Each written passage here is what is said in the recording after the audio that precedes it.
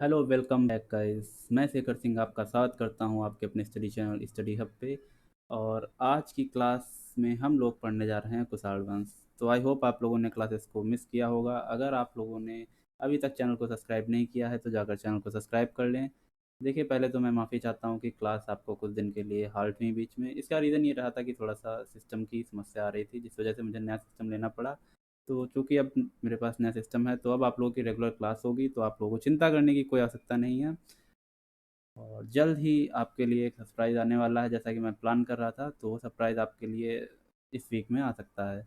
तो अब हम लोग बात करते हैं, इस वीक से मेरा मतलब है आज संडे है, अब इस संडे से नेक्स्ट संडे के बीच आपको कभी भी सरप्राइज़ के बारे में पता चलेगा। तो देखिए, हम लोग आज क्लास में क्या पढ़ेंगे। पहले तो ये देखिए कि हम लोगों ने लास्ट क्लास में क्या पढ़ा है। हम लोगों ने मौर्योत्तर वंश के बारे में पढ़ा था, ठीक है, मौर्योत्तर काल या लेटर पीरियड ऑफ मौर्य। तो मौर्योत्तर वंश में कौन कौन से वंश थे, आप लोगों को शायद याद हो। अगर नहीं याद है तो एक बार आप लोग ध्यान कर लीजिएगा। अब उसके बाद हम लोग देखते हैं, आज हम लोग जो पढ़ने आ रहे हैं वो है कुषाण वंश। ठीक है, ये मौर्योत्तर वंश में ही, जो मौर्योत्तर कालीन वंश थे उन्हीं का एक हिस्सा है। ठीक है, तो अब आप लोगों का क्या करना है, कुषाण वंश के बारे में पढ़ना है। कुषाण वंश काफ़ी इंपॉर्टेंट है, इससे एक दो क्वेश्चन ज़रूर आते हैं। कौन कौन से क्वेश्चन आते हैं वो मैं आपको आज की क्लास में समझाऊंगा।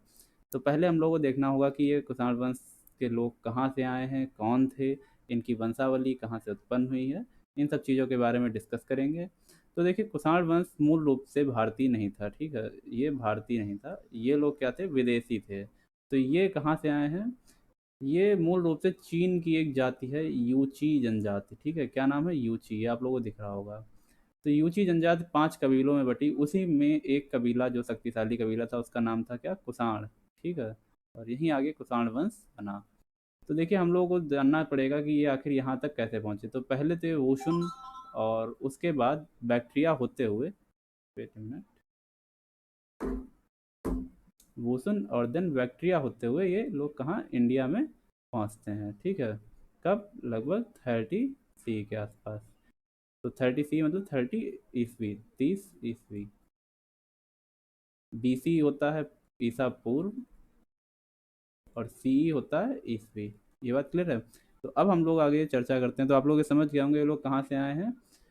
वुसुन देन बैक्ट्रिया होते हुए भारत में प्रवेश करते हैं, किस, अफगानिस्तान के रास्ते से। तो अब हम लोग आगे चर्चा करते हैं कुषाण वंश के बारे में। तो कुषाण वंश, जैसा कि मैंने बताया, ये चीन के यूची जनजाति से हैं। यूची व तोखरी जाति एक और जनजाति है, इससे संबंध है। और ये कबीला कितने भागों में बटा था, कुल 5 भागों में बटा था, जिसमें कुल कौन सा है, कुषाण वंश। अभी मैं इस बारे में चर्चा कर चुका हूँ। अगर इनके संस्थापक की बात करें तो देखिए, काफ़ी पुराना वंश है, चीनी जनजाति है। तो इसका वहाँ पे कौन प्रथम संस्थापक रहा होगा नहीं जानकारी कर सकते हैं, परंतु भारत में आकर जब ये लोग बसे हैं तो किसी ने इसको स्थायित्व प्रदान किया, उस शासक का नाम हम लोग प्रथम संस्थापक के रूप में लेंगे। तो वो क्या नाम है, कुजुल कटफिसेस। तो ये क्वेश्चन काफ़ी इंपॉर्टेंट बन जाता है। क्या क्वेश्चन है, कुषाण वंश का भारत में संस्थापक कौन था। तो क्या नाम है, कुजुल कटफिसेस। इंपॉर्टेंट के इसलिए भी है एग्जाम के पॉइंट ऑफ व्यू से, क्योंकि ये प्रीवियस ईयर में भी आ चुका है। इसके अलावा कुषाणों की राजधानी कौन थी, पुरुषपुर या पेशावर। तो ये सेकंड पॉइंट भी इम्पॉर्टेंट है, अगेन ये एग्जाम में आ चुका है। अब हम लोग बात करते हैं इसकी उपराजधानी मथुरा। अभी तक एग्जाम में नहीं आया है, बट इसको जरूर याद कर लीजिए, क्योंकि जिस तरीके से एग्जाम्स की टफनेस बढ़ रही है, तो हो सकता हो हार्ड पेपर या हार्ड शिफ्ट में आपको ये क्वेश्चन देखने को मिले। अब इस वंश का सर्वाधिक शक्तिशाली शासक कौन रहा है, वो है कनिष्क। तो हम लोग आज पूरा जो चर्चा है कुषाण वंश में वो कनिष्क के ऊपर करेंगे। ठीक है, तो चलिए कनिष्क के बारे में हम लोग जानते हैं। उसमें से पहले आप लोगों को इस स्लाइड में कौन से क्वेश्चन याद रखने हैं खास तौर पे। तो पहला है कि कुषाण वंश जो है यूची जनजाति से संबंधित है। इसके भारतीय संस्थापक कौन है, कुजल कटफिसस। इसकी राजधानी पुरुषपुर या पेशावर, और उपराजधानी मथुरा। ये आपको 3 पॉइंट आपको अच्छे से याद कर लेने हैं। चलिए अब हम लोग चलते हैं। तो ये है कनिष्क की मूर्ति। ये किसकी है, कनिष्क की मूर्ति। तो बात ये समझनी पड़ेगी हमें कि इनका सिर नहीं है, बाकी मूर्ति में सब कुछ है। अब पुरानी मूर्तियां हैं तो सीधी सी बात है, टूटी हुई संग्रहालय में रखी हुई मूर्ति जिसकी ये आपको चित्र दिख रहा है। अब हम लोग चलते हैं कनिष्क के ऊपर। तो देखिए, कनिष्क 78 ईस्वी में शक संवत चलाया। ठीक है, इन्होंने कब चलाया, 78 ईस्वी में शक संवत चलाया है। ठीक है, अब बात करेंगे 78 ईस्वी में शक संवत क्यों चलाया गया है। तो दो चीज़ें समझिए, 57 ईसा पूर्व और 78 ईस्वी। 57 ईसा पूर्व में है विक्रम संवत, नाम आप लोगों ने सुना होगा, क्वेश्चन काफ़ी आता है इसीलिए इसका भी जिक्र कर रहे हैं। ठीक है। और 78 ईसा ईस्वी में कौन है, शक संवत। तो शक संवत की शुरुआत किसने की है, कनिष्क ने। अब देखते हैं कनिष्क का साम्राज्य कहाँ से कहाँ तक फैला था। तो मध्य एशिया से लेकर सारनाथ तक फैला। तो सीधी बात, जब ये लोग बैक्टीरिया से होते हुए आ रहे हैं तो मिडिल ईस्ट में भी इनका कुछ ना कुछ क्या है, शासन का क्षेत्र होगा। यानी ये रीजनल एरिया इनका कहाँ से है, मिडिल ईस्ट से लेकर सारनाथ तक फैला हुआ है। इसके अलावा सबसे इम्पॉर्टेंट पॉइंट इनके शासनकाल में क्या हुआ है, कुंडल वन में चतुर्थ बौद्ध संगीत हुई है। तो ये जो है बौद्ध धर्म के अनुयायी थे काफ़ी बड़े, और इन्होंने काफ़ी संरक्षण दिया है कनिष्क ने। ठीक है, इनके समय में काफ़ी बौद्ध धर्म का क्या हुआ है, विकास हुआ है, लोगों तक बौद्ध धर्म की जो ग्रंथ हैं वो पहुंचाए गए हैं। तो इसे एक तरीके से कह सकते हैं कि ये संरक्षण करता थे बौद्ध धर्म के। तो आपको इस क्वेश्चन को इम्पोर्टेंट याद रख लेना है। कुंडल वन में चतुर्थ बौद्ध संगीत हुई। और इस संगीत की अध्यक्षता किसने की, वशमित्र। और उपाध्यक्षता किसने की, अश्वघोष। देखिए अश्वघोष ये इनके एक दरबारी थे। ठीक है, जैसे नवरत्न अकबर के होते थे, वैसे इन लोगों के भी कुछ ना कुछ नवरत्न टाइप से थे। तो उसमें ये इनके खास दरबारी थे अश्वघोष। अभी इनके बारे में हम लोग चर्चा करेंगे। कनिष्क किस संप्रदाय से था, महायान। तो देखिए अगर आप, जब बौद्ध धर्म में आपको पढ़ाऊंगा तो उसमें दो शाखाएं बढ़ती हैं, वज्रयान, महायान। ठीक है, तो इन्हीं के बारे में हम लोग चर्चा करेंगे जब हम लोग बौद्ध की क्लास पढ़ेंगे। तो इसमें यह महायान संप्रदाय के अनुयायी थे। इसके अलावा कनिष्क ने बड़ी संख्या में सर्वाधिक स्वर्ण सिक्के जारी किए, और वो भी शुद्ध सोने के सिक्के। सबसे अगर शुद्ध पूछा जाए तो किसने, कनिष्क ने। क्वेश्चन काफी बार आता है किसने सबसे ज्यादा सिक्के जारी किए, किसने सबसे ज्यादा सोने के सिक्के जारी किए, सबसे शुद्ध स्वर्ण सिक्के किसने जारी किए, ऐसे टाइप से क्वेश्चन आता है। तो जब क्वेश्चन आएगा सर्वाधिक स्वर्ण सिक्के किसने जारी किए, तो उसका आंसर आपका क्या हो जाएगा, कनिष्क। इसके अलावा हम लोग बात करते हैं इन पर यूनानी देवता, सूर्य, चंद्रमा, ईरानी देवता, अग्नि के चित्र तथा बुद्ध के चित्र मिलते हैं। यानी कि अगर हम लोग समझते हैं कि मोहर पे जैसे आजकल गन्ने सॉरी गेहूं का फल जैसे भुट्टा टाइप का बना होता है, ठीक है, या अशोक की लाट बनी होती है सिक्कों पे, वैसे उस समय भी मोहरों पे क्या छपा होता था, सूर्य, चंद्रमा, ईरानी देवता, अग्नि के चित्र, इस तरीके से मोहरों पे छपे होते थे। इसके अलावा हम लोग बात करते हैं राज्यवैद। तो इनके राज्यवैद हैं चरक, जिन्होंने किसकी खोज की है, चरक संहिता की रचना की है। तो ये काफ़ी बड़े क्या थे, डॉक्टर, अगर आज की भाषा में कहें तो डॉक्टर।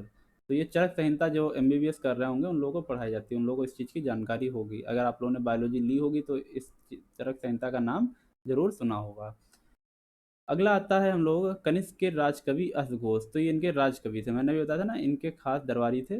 तो ये इनके राजकवि थे। क्या लिखा है, बुद्ध चरित, या जिसे कहते हैं बौद्धों का रामायण। तो ये काफ़ी इंपॉर्टेंट पॉइंट है। एक क्वेश्चन ऐसे आता है, बौद्धों का रामायण किस रचना को कहते हैं। तो क्या आपका नाम है बुद्ध चरित, और किसने लिखी है, राजकवि अश्वघोष ने।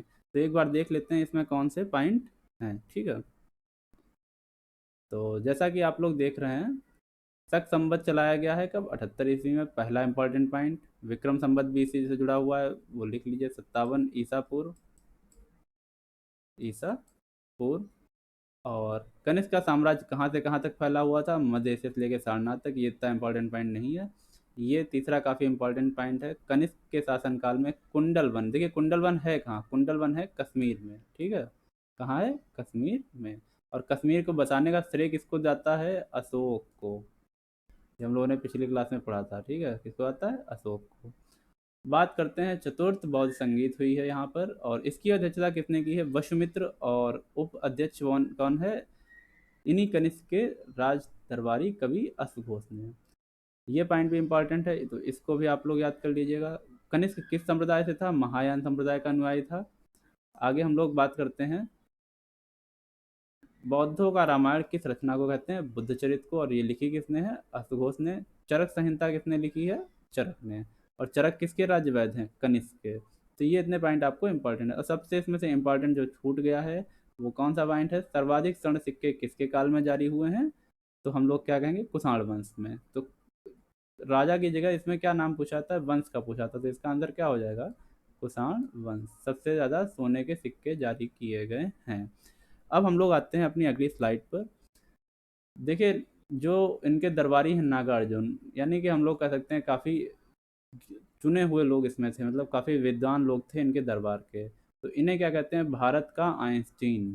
तो जैसे कि चरक संहिता काफ़ी महत्वपूर्ण है बायोलॉजी की दृष्टि से, या हम लोग कह सकते हैं मेडिसिन की दृष्टि से, वैसे ही विज्ञान में नागार्जुन का बहुत महत्व है, क्योंकि उन्होंने उस समय सापेक्षता का सिद्धांत वर्णित किया था। इनकी कौन सी पुस्तक थी, माध्यमिक सूत्र में। तो देखिए, ऐसा है कि हम जो भी चीज़ें बाहर आज हम लोग देख रहे हैं, नए नए इन्वेंशन देख रहे हैं, ये सब कहाँ है, ये सब भारत की ही देन है, ठीक है, भारत की ही सोच है। उस समय कॉपीराइट जैसा कुछ होता नहीं था, और आजकल क्या है, चीज़ें बना ली जाती हैं उनको देखकर, और कॉपीराइट लगा देते हैं कि देखो ये मेरा हो गया है, मैंने बनाया है। अगर कॉपीराइट जैसी चीज़ होती तो आज आइंस्टीन शायद सापेक्षता के सिद्धांत से पहले नागार्जुन का नाम आता।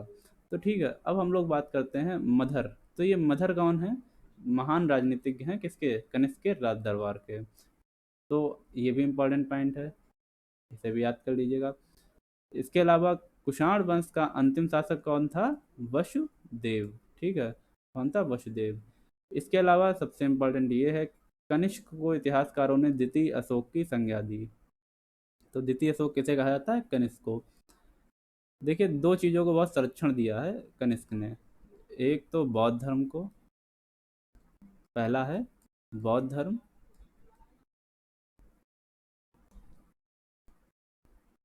तो देखिए, हम लोग देख रहे थे कनिष्क ने किसका, बौद्ध धर्म का, और इसके अलावा किस चीज़ का संरक्षण किया है, गांधार कला शैली का, ठीक है, गांधार कला शैली और मथुरा शैली, मथुरा शैली। ये बात क्लियर हो गई आप लोगों को। तो एक सेकंड। तो यहाँ पे स्लाइड आपकी कंप्लीट हो चुकी है। अब इसमें देखिए, एक बार फिर से सारे इंपॉर्टेंट पॉइंट को हम लोग रिवीजन करते हैं। तो पहला पॉइंट, जैसे कि नागा अर्जुन को भारत का आइंस्टीन कहा था, तो क्वेश्चन क्या पूछा जाता है आपसे, भारत का आइंस्टीन किसे कहा जाता है, तो आपका आंसर है नागा अर्जुन। किस पुस्तक से मिला है, माध्यमिक सूत्र में। इसके अलावा मधर कनिष्क के राज दरबार का महान राजनीतिज्ञ था।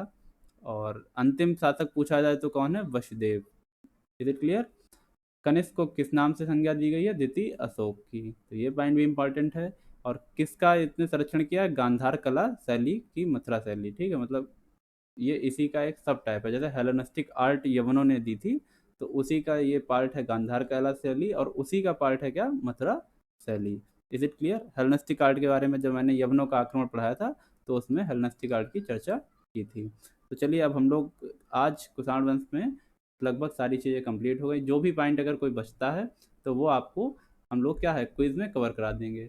और दूसरी चीज़ ये है कि आप लोगों को करना क्या है, जितने भी कल या परसों, मतलब पिछली क्लासेस, कल या परसों से मेरा मतलब पिछली क्लासेस में आप लोगों ने जो भी चीज़ें नहीं पढ़ी हो, और आपको कुछ नया मिलता है, तो उनको भी नोट्स करते जाइए। जैसे आप लोगों ने क्या किया, नोट, ये तो नोट्स अगर बना रहे हैं, क्विज में अगर आपको कोई नया क्वेश्चन दिखता है, तो आप लोगों को क्या करना है, उसको भी उन्हीं नोट्स के साथ लिख लेना नीचे। इसलिए थोड़ी थोड़ी सी जगह पेज में छोड़ दिया करिए नोट्स बनाते समय। बाकी इसकी पीडीएफ तो देते ही देते हैं, तो उसमें भी आप लोग ऐड कर सकते हैं। Is it clear. तो चलिए, हम लोग आज के क्विज सेशन के ऊपर आते हैं। तो आज का क्विज सेशन आपकी पिछली दो क्लासेस के ऊपर बेस्ड है, तो आपको इसी के एक एक करके आंसर देने हैं। तो देखिए, आपके क्विज का पहला क्वेश्चन जो है वो है, सुंग वंश का संस्थापक कौन था। तो सुंग वंश का संस्थापक कौन रहा है, आप लोगों में से आंसर कीजिए। तो ये जो मूर्ति है, ये किसकी है, पुष्यमित्र सुंग की, और यही सुंग वंश के संस्थापक थे। बात करते हैं हम लोग पुष्यभूत की, ये कौन है, ये है गवर्नर चंद्रगुप्त मौर्य के। बात करते हैं सुसीम, ये हैं अशोक के भाई, ठीक है, कौन है, अशोक के भाई। और बृहदत्त की बात करते हैं, तो ये हैं मौर्य काल के अंतिम शासक, ठीक है, मौर्य काल के अंतिम शासक। अब हम लोग चलते हैं अपने अगले क्वेश्चन पर।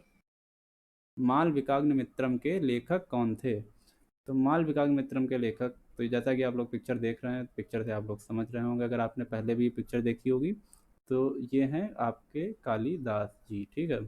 तो कालिदास ने लिखी है मालविका अग्निमित्रम, जिसमें कि मालविका और अग्निमित्र, तो अग्निमित्र कौन है, शुंग वंश के एक शासक हैं अग्निमित्र।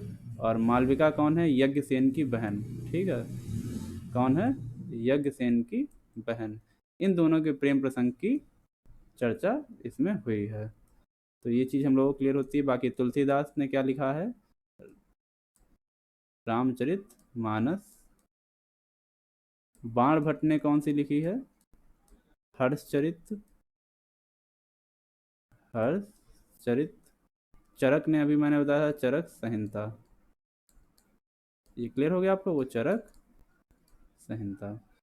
तो चलिए हम लोग चलते हैं नेक्स्ट क्वेश्चन पर। शुंग वंश की राजधानी निम्न में से कौन सी थी। तो देखिए आपके सामने मैप गिवन है, जिसमें कि आप लोगों को देखना है इन सब में से शुंग वंश की राजधानी कौन सी रही है। तो इसमें आपके दो तीन वंश भी दिए हैं, जैसे ये आपका शुंग वंश था, ठीक है। ये आपका येलो येलो पार्ट जो है वो शुंग वंश में आता है। इसके अलावा ये ग्रीन वाला पार्ट आपका किस में आता है, सातवाहन वंश में, जो कि आंध्र प्रदेश और ये महाराष्ट्र का एरिया कवर करता है। उससे नीचे जो है पांड्य और चोल का किंगडम है, ठीक है। तो हम लोग बात कर रहे हैं शुंग वंश की। तो शुंग वंश की राजधानी जो है वो क्या है, पाटिल पुत्र। क्या है, पाटिल पुत्र। ये बात क्लियर हो गई। और अगर वहीं सातवाहन वंश की बात करें, आंध्र सातवाहन वंश, तो उसकी राजधानी कौन है, पैठान, ठीक है, या प्रतिष्ठान। पैठान ये आधुनिक नाम है और प्रतिष्ठान आपका प्राचीन नाम है। Is it clear. तो चलिए हम लोग चलते हैं अपनी नेक्स्ट क्वेश्चन पर। कलिंग के राजा खारवेल का उल्लेख किस प्रसिद्ध शिलालेख से मिलता है। तो कलिंग नरेश खारवेल, जो कि काफ़ी फेमस राजा हैं, इतिहास के महानतम राजाओं में खारवेल का नाम गिना जाता है। तो उनकी अगर हम लोग बात करें तो इसकी जानकारी मिलती है हमें हाथी गुम्फा अभिलेख से। तो ये कलिंग नरेश जो खारवेल है, ये किस वन से संबंधित हैं, महामेघवाहन, एक सेकेंड, महामेघवाहन वन से संबंधित हैं, ठीक है। तो ये खारवेल जो हैं, ये इनकी तीसरी पीढ़ी में आते हैं, यानी तीसरे नंबर के वंश में हैं। जैसे बाबा, बाबा के बाद उसका लड़का, उसके बाद उनका पोता, वैसे ही ये महामेघवाहन वंश के तीसरी पीढ़ी में राजा बनते हैं खारवेल। और अगर हम लोग बात करें हाथी गुम्फा लेक की, तो ये कहाँ पर है, ये है आपका उड़ीसा। कहाँ है, उड़ीसा। तो ये जो आप देख रहे हैं ये कैसा है, हाथी गुम्फा अभिलेख, जो कि चट्टानों को काटकर बनाया गया है। ये हाथी गुम्फा है, यानी हाथी गुफा। और ये अभिलेख जो देख रहे हैं ये हाथी गुफा अभिलेख है। किस भाषा में लिखा गया है, तो ये लिखा गया है आपकी प्राकृत भाषा में। Is it clear. गिरनार अभिलेख कहाँ, जूनागढ़, ठीक है, जूनागढ़ का गिरनार अभिलेख। अब इसके आगे हम लोग इसकी चर्चा करेंगे। एहोल अभिलेख कहाँ है, नासिक में। और अगर बात करें हम लोग अयोध्या अभिलेख की, तो अयोध्या अभिलेख नाम से क्लियर हो रहा है। इसमें क्या है, इसमें राजस्व यज्ञ, राजस्व यज्ञ की जानकारी मिलती है, ठीक है। Is it clear. चलिए हम लोग चलते हैं अपने नेक्स्ट स्लाइड पे। तो इसका आंसर क्या सही है, हाथी गुम्फा अभिलेख। देखिए शुंग वंश का अंतिम शासक कौन था। तो ये जो आपको फोटो देखने को मिल रही है, ये किसकी है, शुंग वंश के अंतिम शासक की नहीं, ये पुष्यमित्र शुंग की ही है। तो शुंग वंश के अंतिम शासक कौन रहे हैं, देवभूति। किसने हत्या की है इनकी, कर्ण ने, जो कि इनके सेनापति थे। और इनकी हत्या करने के बाद कौन सा वंश चालू हुआ है, कर्ण वंश। Is it clear. तो चलिए हम लोग चलते हैं अपने नेक्स्ट क्वेश्चन पर। शुंग काल का मानक ग्रंथ का दर्जा किसे प्राप्त था। तो देखिए शुंग काल का मानक ग्रंथ कौन सा है, मनुस्मृति, जो कि लगभग 4वीं ईस्वी शताब्दी पूर्व लिखा गया, ऐसा माना जाता है, पूर्व। तो अगर हम लोग बात करें मनुस्मृति के रचनाकारों की, तो कुल्लुक भट्ट, गोविंद राज, भारुच वगैरह जो इनके रचनाकार में काउंट होते हैं। तो ये हम आप लोगों को पहले ही बता चुके हैं जब शुरुआती क्लास में बता रहे थे। तो चलिए हम लोग आगे चलते हैं अपने नेक्स्ट क्वेश्चन। महाभाष्य के रचयिता महर्षि पतंजलि किसके पुरोहित थे। तो ये जो आप लोग मूर्ति देख रहे हैं ये किसकी है, महर्षि पतंजलि की मूर्ति है। ठीक है। अब अगर हम लोग बात करें कि ये पुरोहित किसके थे, तो पुष्यमित्र शुंग के ये पुरोहित थे। ठीक है। इन्होंने किस पुस्तक की रचना की है, महाभाष्य, जिससे हमें शुंग वंश की जानकारी मिलती है। इसके अलावा इन्हीं के टाइम में एक और पुस्तक लिखी गई है, गार्गी संहिता। कौन सी है, गार्गी संहिता। और जो कि किसने लिखी है, कात्यायन ने, महर्षि कात्यायन। ये चीज़ क्लियर हो गई। अब हम लोग अगर बात करें, अशोक के बारे में आप लोगों को जानकारी है, देवभूत अभी बताया मैंने, देववर्मन ये आपके आगे शासक आएंगे, इनके बारे में हम लोग आगे डिस्कशन करते हैं। अब हम लोग आते हैं अपने अगले क्वेश्चन, कर्ण वंश के संस्थापक कौन थे। तो देखिए, कर्ण वंश के संस्थापक की बात करें तो पहले तो देखना है कर्ण वंश की डायनेस्टी कितने पार्ट में फैली थी। तो ये उड़ीसा और मध्य प्रदेश के आसपास का जितना भी क्षेत्र है वो किसमें है, कर्ण वंश में आता है। बात करते हैं कर्ण वंश के संस्थापक कौन है, तो ये हैं आपके वसुदेव। ठीक है, क्या नाम है इनका, वसुदेव कर्ण। ठीक है, वसुदेव कर्ण। किसकी हत्या की है, देवभूत की। देवभूत इनसे पहले जो वंश था उसके अंतिम शासक थे, यानी किसके, शुंग वंश के। Is it clear. शुंग वंश के अंतिम शासक कौन थे, देवभूत, जिनकी हत्या किसने की है, वसुदेव कर्ण ने। इसके बाद सिमुक आते हैं। सिमुक ने किस क्या किया है, कर्ण वंश के अंतिम शासक की हत्या करके आंध्र सातवाहन वंश की स्टार्टिंग की है। बाकी हर्षवर्धन तो आपको आगे के शासनकाल में दिखाई देंगे। अब हम लोग आते हैं अपने अगले क्वेश्चन, कर्ण वंश के अंतिम शासक सुशर्मा कर्ण की हत्या किसने की। तो सुशर्मा कर्ण की अगर हम बात करते हैं तो ये अंतिम राजा हैं कर्ण वंश के। ठीक है, इन्होंने 10 वर्ष तक शासन किया है। 10 वर्ष के शासन के बाद इनकी हत्या इनके सेनापति सिमुक ने की है। किसने, सिमुक ने। और कौन सा वंश प्रारंभ किया है, आंध्र सातवाहन वंश। आंध्र सातवाहन वंश। Is it clear. अब अगर हम लोग देखते हैं, बृहदत्त के बारे में हम लोग कर चुके हैं, बिम्सार के बारे में भी। और ये सतकर्णी कौन है, गौतमीपुत्र सतकर्णी आन सातवाहन वंश के ही महानतम राजाओं में से एक हैं। तो हम लोग अपने नेक्स्ट क्वेश्चन पर चलते हैं। आंध्र सातवाहन वंश की स्थापना किसने की है, तो वो हैं सिमुक, जिसे कि शिष्टक और सिंधुक नाम से भी जाना जाता है। किस नाम से, शिष्टक और सिंधुक, ये इनके लिए उपाधियों का प्रयोग किया जाता है। इसके अलावा हाल जो कि आंध्र सातवाहन वंश के समय के ही हैं, इन्होंने किसकी रचना की है, गाथा सप्तशती की। देखिए, सारे इंपॉर्टेंट पॉइंट हैं और सबको मैं क्लियर करता जा रहा हूँ। गौतम इससे कोई रिलेटेड नहीं है, कुलकर्णी भी इनसे कोई रिलेटेड नहीं है। आपका सही आंसर है सिमुक। अब हम लोग चलते हैं अगले क्वेश्चन पर। इससे पहले हम लोग जानते हैं ये कौन सी जगह है जो ये आप लोग तस्वीर में देख रहे हैं, ये है पैठान। ठीक है, कौन है, पैठान या प्रतिष्ठान। ये वहीं का एक स्कल्पचर है। ठीक है, या एक बिल्डिंग है, ऐसा आप लोग कह सकते हैं। अब हम लोग चलते हैं अपने अगले क्वेश्चन, बृहद कोश की रचना किसने की है। ठीक है, तो बृहद कोश की रचना की है गुणाढ्य ने, जो कि आंसाद वंश में ही पाए जाते हैं। इसके अलावा हाल ने की है गाथा सप्तशती की, गाथा सप्तशती। कालिदास ने किसकी की है, माल विकाग्न, विकाग्नि मित्रम। पतंजलि की बात करें तो इन्होंने किसकी की है, महाभाष्य की। Is it clear. चलिए हम लोग आते हैं अपने नेक्स्ट क्वेश्चन पर। किसे शुंगों का स्वाभाविक शत्रु कहा गया। तो शुंगों का स्वाभाविक शत्रु किसे संज्ञा दी गई, यज्ञसेन को। तो इन्हीं के शुंगों के तीसरे वंशज कौन रहे हैं, क्या नाम है, अग्निमित्रम। अग्निमित्रम। ठीक है, तो जो अग्निमित्रम है ये पुष्यमित्र शुंग के पुत्र हैं। ठीक है, इनका प्रेम संबंध किसके साथ था, यज्ञसेन की बहन कौन थी, मालविका। तो इनके संग इनका प्रेम प्रसंग भी रहा। और यज्ञसेन को ही क्या है, शुंगों का स्वाभाविक शत्रु कहा जाता है। दिमित्र कौन है, ये बैक्टीरियन राजा हैं दिमित्र, जिन्होंने किसकी स्टार्ट की है, डिमेट्रियस नाम आप लोगों ने पढ़ा होगा लास्ट क्लास में, डिमेट्रियस। तो ये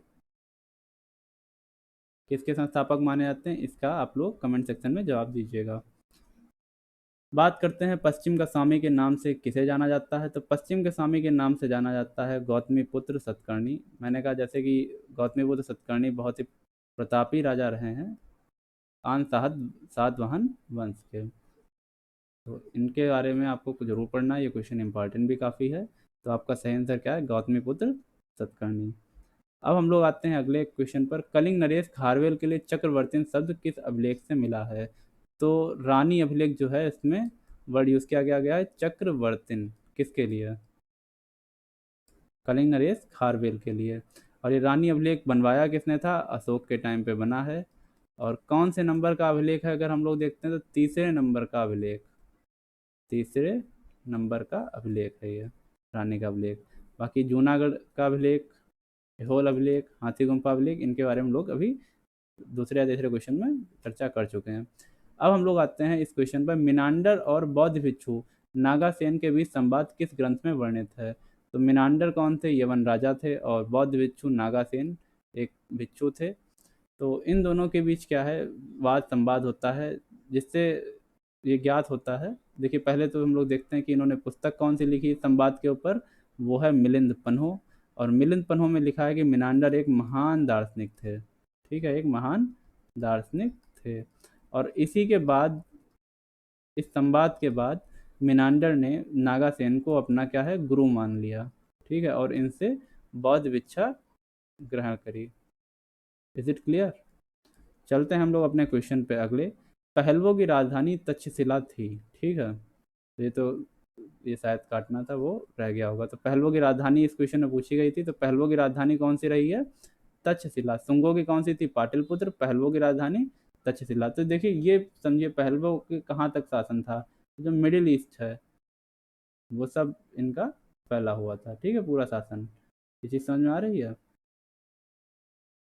ये बात आप लोग समझ रहे होंगे। ये देखिए गुजरात के आसपास का एरिया जुड़ा हुआ है, तो ये सब इनका कहाँ था, पहलवों का शासन था। अब हम लोग आते हैं अपने अगले क्वेश्चन पर, यवनिका शब्द का अर्थ निम्न में से क्या है। यवनिका मतलब होता है पट्टा छेप या पर्दा, पट्टा छेप या पर्दा। तो जब जैसे देख रहे हैं नाटक होता है तो उसमें ये पर्दा खुल जाता है इधर से, ठीक है, और बंद होते समय ये यहाँ पे रस्सी छोड़ दी जाती तो ये पर्दा बंद होता है। तो इसी के लिए वर्ड यूज किया गया है यवनिका या पर्दा। सुदर्शन झील का जीर्णोद्धार कराया गया किस शासक ने। तो देखिए सुदर्शन झील बनवाई किसने है, चंद्रगुप्त मौर्य ने, चंद्रगुप्त मौर्य ने। किससे कह के, जो इनके गवर्नर थे पुष्यभूति। अब इसका जीर्णोद्धार कराने का काम किसने किया है, रुद्र दमन, ठीक है, किसने किया है, रुद्र दमन। और इन्होंने ही जूनागढ़ का गिरनार अभिलेख अंकित कराया है, जूनागढ़ का गिरनार अभिलेख। Is it clear. अब हम लोग बात करते हैं आगे अगले क्वेश्चन पर, जूनागढ़ अभिलेख की भाषा कैसी थी। देखिए संस्कृत के प्रकांड विद्वान रहे हैं कौन, जो आपके लास्ट राजा हैं रुद्रादमन, ठीक है। और रुद्रादमन के समय में संस्कृत काफ़ी फली फूली। तो ये जो लिखा हुआ है ये आपका किस लैंग्वेज में है, संस्कृत भाषा में, ठीक है। जूनागढ़ का अभिलेख किस भाषा में है, संस्कृत भाषा में है। तो आपका सही आंसर क्या है, संस्कृत। अब हम लोग चलते हैं अपने आखिरी क्वेश्चन पे आज के स्लाइड का, तो शक संवत की शुरुआत कहाँ पे हुई है। तो इसका आंसर आप लोग दीजिएगा, पहले क्वेश्चन में हमने इसके बारे में बता दिया है, तो इसका आंसर आप लोग कमेंट सेक्शन में दीजिए।